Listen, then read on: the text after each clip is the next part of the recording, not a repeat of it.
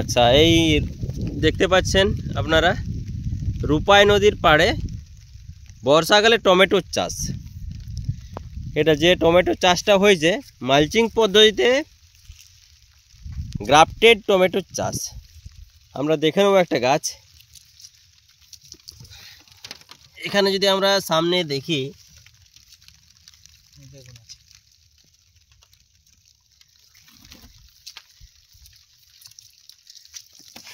এই যে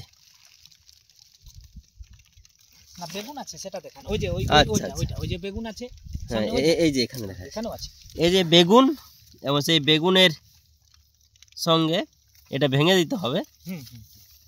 এই বেগুনের সঙ্গে টমেটোর গ্রাফটেড। এই যে আমরা এখানে যদি দেখি,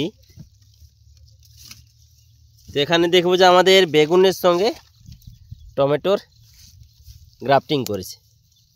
এই বেগুনটা ভেঙে দিতে হয়, যাই হোক কোনো কারণে এটা বেড়ে গেছে, তো এটার সঙ্গে টমেটোর গ্রাফটিং হয়েছে।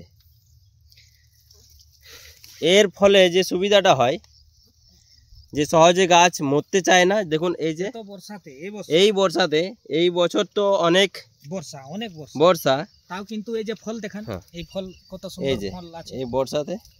ফুলও কম নাই, দেখুন ফুলও খুব সুন্দর। ঠিক আছে, তো আপনি কিছু বলুন।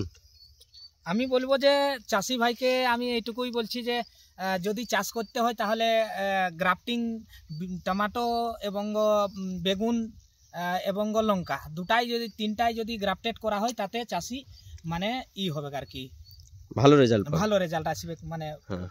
মানে আশানুরূপ ফলাফল পাবে এবং রোগ প্রতিরোধ ক্ষমতা। এত বর্ষাতে মানে গ্রাফটেড বলে নিয়ে এখনো বাঁচে আছে আর কি।